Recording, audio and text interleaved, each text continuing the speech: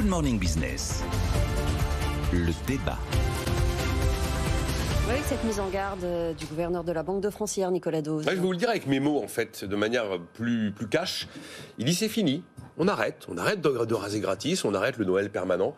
On ne pourra pas baisser les impôts si on ne reprend pas la maîtrise des finances publiques. Voilà. C'est dit très clairement. Alors si on est un peu plus fidèle aux propos de François Villeroy de Galhau, il dit, vous avez vu, les taux remontent, c'est vrai. Et le taux de référence de la France, le fameux taux à 10 ans, s'il prend 1%, au bout d'une certaine période, ça correspond à la maturité de la dette. Et lui, il dit, au bout de 10 ans, vous avez tout d'un coup 40 milliards d'euros d'intérêts en plus à verser tous les ans. Un budget de la défense en plus tous les ans. Ouais. Et donc, quand vous regardez le taux à 10 ans français, en un an, il est passé de 0 à 1,6 tout de même. Donc là, après, il est très clair, François Villeroy de Galhau. Il dit, il faut absolument... Donc, il refuse le terme d'austérité. D'ailleurs, il considère qu'on n'a jamais fait d'austérité en France.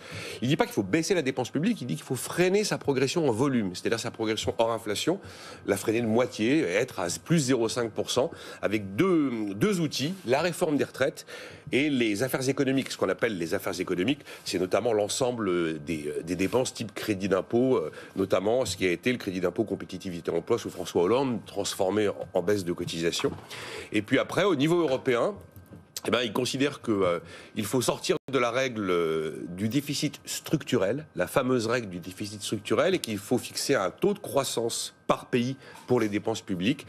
Et il appelle à l'émission de dette commune en Europe, des eurobonds, pour avoir un système de stabilisation, ce sont les termes qu'il utilise, et également un outil d'investissement. Voilà à peu près ce que nous dit François Villeroy de Galhau. Maintenant, je laisse Jean-Marc réagir à tout ça. Je suis sûr que Jean-Marc, il trouve ça pas suffisant.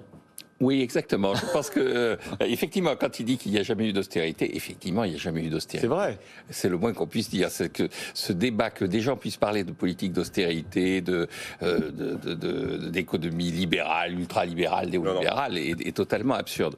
Non, par rapport à ce que vient de dire Nicolas, je rajouterai deux choses. La première, c'est qui est important, effectivement, c'est qu'il a bien dit que la dette sans limite et sans coût, ce n'était pas possible. Or, quelle est l'instance qui crée de la dette sans limite et sans coût? C'est la Banque de France, c'est la Banque centrale. Donc, si la Banque centrale dit « je ne serai pas au rendez-vous », il faut effectivement une réaction de la part des États. Concernant les recettes, je rappelle quand même qu'au moment du rapport de Michel Pebro sur la dette, ce qu'il avait proposé, c'était pas de baisse d'impôts tant qu'on n'est pas arrivé à l'équilibre, et pas de hausse des dépenses tant qu'on n'est pas arrivé à l'équilibre. C'est-à-dire, on maintient le volume des dépenses, on les fait pas augmenter, on les fait même pas augmenter de 0,5% en volume. On les maintient juste à leur niveau actuel. Donc, c'est une mesure qui peut paraître assez violente, mais qui en pratique est assez peu contraignante par rapport à ce qui a été proposé précédemment.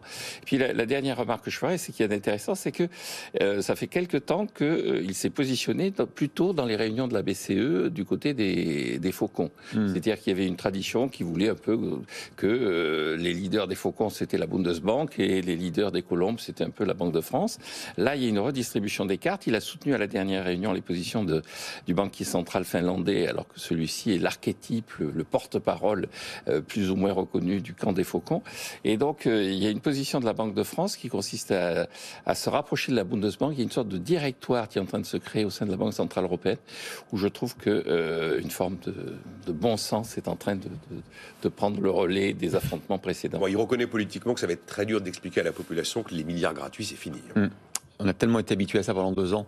Merci Jean-Marc Daniel et Nicolas Dose.